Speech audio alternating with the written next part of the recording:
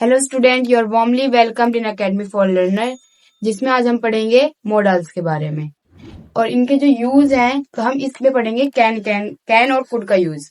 तो सबसे पहले हम कैन का यूज पढ़ेंगे, उसके बाद कुड का। तो कैन का जो मतलब है वो होता है सकता है, और इसका प्रयोग कैसे करेंगे वो हम देखेंगे। कैन का प्रयोग पावर शक्ति यानी कि एबिलिटी यानी कि योग्यता और कैपेसिटी यानी कि क्षमता को अभिव्यक्ति या फिर प्रकट या फिर बताने के लिए किया जाता है।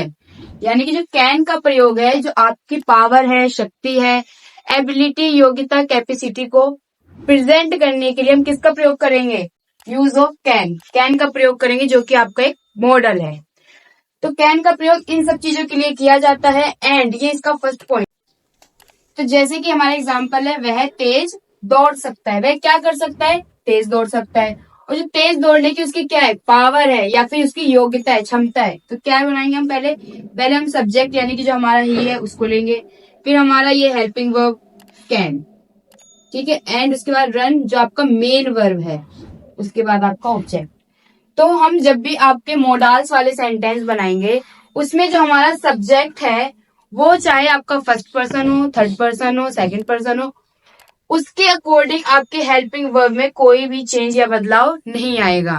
एंड मॉडल वर्ब में जो आपकी वर्ब है वो भी वर्ब की फर्स्ट फॉर्म रहेगी, उसमें भी वर्ब की फर्स्ट फॉर्म या सेकंड फॉर्म या थर्ड फॉर्म का कोई भी चेंज या बदलाव नहीं होगा। इसी तरह हम नेक्स्ट वाला एग्जाम्पल देखते हैं। जैसे केवल राहुल ही इस टीवी को ठीक कर सकता है। यानी कि जो ये योग्यता है या फिर जो ये एबिलिटी वो किसके अंदर है?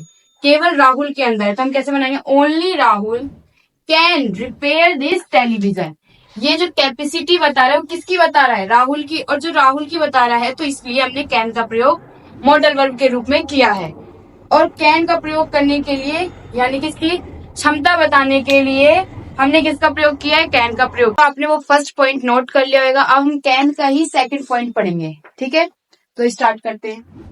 कैन का प्रयोग परमिशन, अनुमति देने के लिए प्रयोग किया जाता है। यानी कि जब आपको किसी के लिए परमिशन देनी होगी तो आप कैन का प्रयोग कर सकते हैं।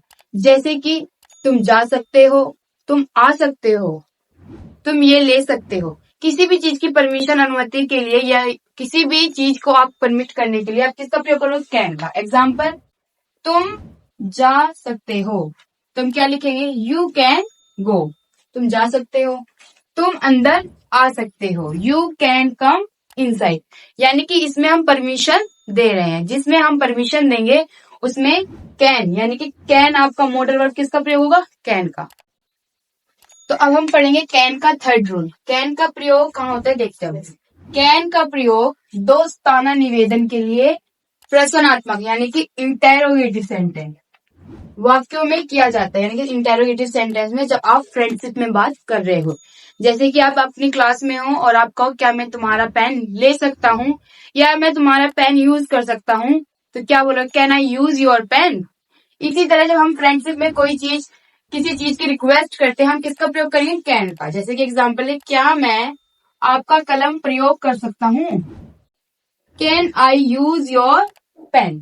सेकंड है, क्या मैं आपकी कॉपी ले सकता हूँ? तो हम क्या कहेंगे? Can I take your notebook. यानी कि जब हम फ्रेंडशिप में किसी चीज की रिक्वेस्ट करते हैं, निवेदन करते हैं, तो हम कैन का प्रयोग करते हैं। आप इस पॉइंट को नोट कर लीजिए। तो बच्चों अब हम पढ़ेंगे कैन का प्रयोग और एबल टू का प्रयोग। कैन और एबल टू का प्रयोग, दोनों का ही प्रयोग योग्यता बताने के लिए किया जाता है। लेकिन इन दोनों का प्रयोग, कैन और एबल टू का प्रयोग, कभी भी हम एक साथ नहीं करेंगे। दोनों का प्रयोग हमें अलग अलग जगह करना है। देखिए फर्स्ट सेंटेंस है हमारा, मैं अंग्रेजी बोल सकता हूँ। यानी कि मेरी योग्यता है कि मैं अंग्रेजी बोल सकता हूँ। तो हमने क्या ट्रांसलेट किया? I can speak English. यानी कि मैं अंग्रेजी बोल सकता हूँ। अब यही आपका एबल टू यूज होकर कैसे बनेगा? I am able to speak English. मैं इंग्लिश बोल पाता हूँ या फिर मैं इंग्लिश बोलने में समर्थ हूँ। अब जो यहाँ पे एबल टू है, एबल टू के साथ किसका प्रयोग करेंगे? हम बी का फॉर्म यानी कि बी का प्रयोग करेंगे। बी कौन सी होती है हमारी? इज, आर, एम, ठीक है। तो एबल टू का प्रयोग करने के लिए हमें बी का प्रयोग करना है। और जब हम कैन का प्रयोग करते हैं तो कैन हमारी मॉडल वर्ब यानी कि हेल्पिंग वर्ब ऑलरेडी है, और इसके साथ हमने वर्ब की फर्स्ट फॉर्म का प्रयोग किया है, और इसके साथ भी हमने वर्ब की फर्स्ट फॉर्म का प्रयोग किया है। और यही चीज अगर हमें नेगेटिव में बतानी है, जैसे कि उससे अंग्रेजी नहीं बोली जाती है, तो हम कैसे बनाएंगे? He is not able to speak in English, यानी कि वह अंग्रेजी बोलने में समर्थ नहीं है, या फिर वो अंग्रेजी नहीं बोल पाता है, या वो अंग्रेजी नहीं बोल सकता है। एंड अगर हम नॉट एबल टू की जगह हम अनएबल टू भी लगाएंगे तो भी ये सेंटेंस ठीक होगा। इसी तरह हम सेकंड एग्जांपल देखेंगे। जैसे सेकंड एग्जांपल है, मैं तेज दौड़ सकता हूँ। मेरी जो एबिलिटी हो क्या है? तेज दौड़ने की। I can run fast. ठीक है, यहाँ पे हमने किसका प्रयोग किया? मॉडल वर्ब का। और यहाँ पे I am able to run fast, यानी कि मैं तेज दौड़ पाता हूँ, या फिर मैं तेज दौड़ने में समर्थ हूँ। फिर यहाँ पर हमने एबल टू का प्रयोग किया है, और एबल टू के साथ हमने बी का प्रयोग किया है। और बी हमारी होती है प्रेजेंट में इज, आर, एम। ओके, हमेशा एबल टू के साथ हमें किसका प्रयोग करना है? बी का प्रयोग करना है। कैन का प्रयोग और एबल टू का प्रयोग एक साथ नहीं करना है।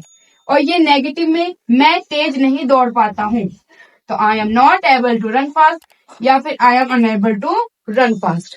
आई होप आपको ये समझ में आ गया होगा, तो फिर आप इसे नोट कर लीजिए। तो अब हम देखेंगे कुड का प्रयोग कहाँ होता है। कैन का प्रयोग प्रेजेंट टाइम में होता है, और कुड का प्रयोग पास्ट टाइम में होता है। तो देखिए, कुड का प्रयोग पास्ट यानी कि जो आपके भूतकाल है, एबिलिटी, पावर, कैपेसिटी को व्यक्त करने के लिए किया जाता है। यानी कि जो कुड का प्रयोग है वो पास्ट यानी जो बीते हुए समय में हमारी जो योग्यता थी, जो हमारी कैपेसिटी थी, या जो हमारे अंदर ताकत थी, उनके लिए किया जाता है। जैसे एग्जाम्पल देखेंगे, मेरे बड़े भाई तैर सकते थे, यानी कि जो हमारे बड़े भाई की क्वालिटी है वो पास्ट में थी, या जो उनकी तैरने की जो कैपेसिटी, योग्यता थी, वो पास्ट टाइम में थी। तो जैसे एग्जाम्पल क्या बनेगा? My elder brother could swim, यानी कि मेरे जो बड़े भाई थे वो तैर सकते थे। इसी तरह हमारा सेकंड है, हम मैच जीत सकते थे, यानी कि वी कुड विन मैच, यानी कि हम मैच जीत सकते थे। कब जीत सकते थे? पास्ट में। एंड सेकंड पॉइंट जिसमें है वो है कुड। कुड का प्रयोग औपचारिक निवेदन करने वाले प्रश्नात्मक वाक्यों में किया जाता है। यानी कि ये जो सेंटेंस है वो आपको प्रेजेंट में ही रहेगा। जब आप किसी से बहुत ही नर्म तरीके से किसी चीज की डिमांड करते हैं, या किसी चीज से बात करते हैं, तो हम कुड का प्रयोग कर सकते हैं। जैसे कि could I talk to principal, क्या मैं प्रिंसिपल से बात कर सकता हूँ? तो यहाँ पे आप कुड का प्रयोग कर सकते हैं। ये आपका मोस्ट इम्पोर्टेंट पॉइंट है। And thanks for watching my video. अगर मेरी वीडियो आपको अच्छी लगी हो तो मेरे यूट्यूब चैनल को लाइक, शेयर एंड सब्सक्राइब करें। और अगर आपको ये वीडियो नहीं समझ में आई तो इससे पहले हमने जो फर्स्ट पार्ट बनाया, पहले आप उसे जाके समझिए, और इसके बाद आपको इस वीडियो को देखना है, जिसका लिंक हमने इस वीडियो का डिस्क्रिप्शन बॉक्स में डाल दिया है। Thanks for watching. कोई भी सपना साकार करने के लिए सबसे जरूरी है सही कोच का होना। चुनिए अकेडमी फॉर लर्नर को और करे अपने BCMB for 6 to 12 and SSC का सपना साकार। Download the app now.